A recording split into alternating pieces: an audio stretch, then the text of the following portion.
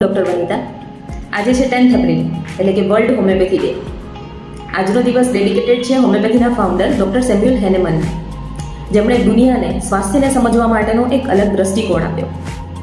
આજકાલની ફાસ્ટ લાઈફમાં આપણને બધાને શું જોઈએ? ક્વિક રિલીફ, ઇન્સ્ટન્ટ રિઝલ્ટ, એક ગોળી ખાઈએ અને સિમ્ટમ ગાયબ. પણ શું આ સાચું હિલિંગ છે? ના, આ ખાલી ટેમ્પરરી સપ્રેશન છે. જ્યારે કોઈ તકલીફ માણસને વારંવાર થાય છે, કેટલી બધી દવાઓ કરાવ્યા છતાં પણ મટતી નથી, ત્યારે ડૉક્ટર પણ તમને એક સલાહ આપશે કે ચિંતાને લઈને છે. ચિંતા ઓછી કરો, તકલીફ આપોઆપ મટી જશે. આનો ક્લિયર અર્થ એ છે કે તકલીફ ખાલી ફિઝિકલ લેવલ પર નથી, એ માણસનું મન પણ તકલીફમાં છે.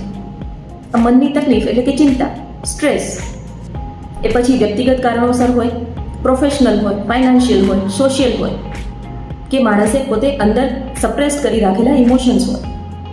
તો આ બધામાં હોમિયોપેથી કઈ રીતે મદદ કરે છે? હોમિયોપેથી માણસના એ ઇમ્બેલેન્સ્ડ ઇમોશન્સને સમજે છે. એ ફિઝિકલ તકલીફના મૂળ કારણ સુધી પહોંચે છે. પર્સનના physical symptoms, mind, imbalanced emotions, lifestyle, આ બધું સમજી અને પર્સનલાઇઝ ટ્રીટમેન્ટ એટલે કે ઇન્ડિવિજ્યુઅલાઇઝ ટ્રીટમેન્ટ આપે છે. તો રિયલ હિલિંગ શું છે? જ્યારે બોડી પોતાની રોગપ્રતિકારક શક્તિને સ્ટ્રોંગ કરી અને સિમ્ટમ્સને મટાડે.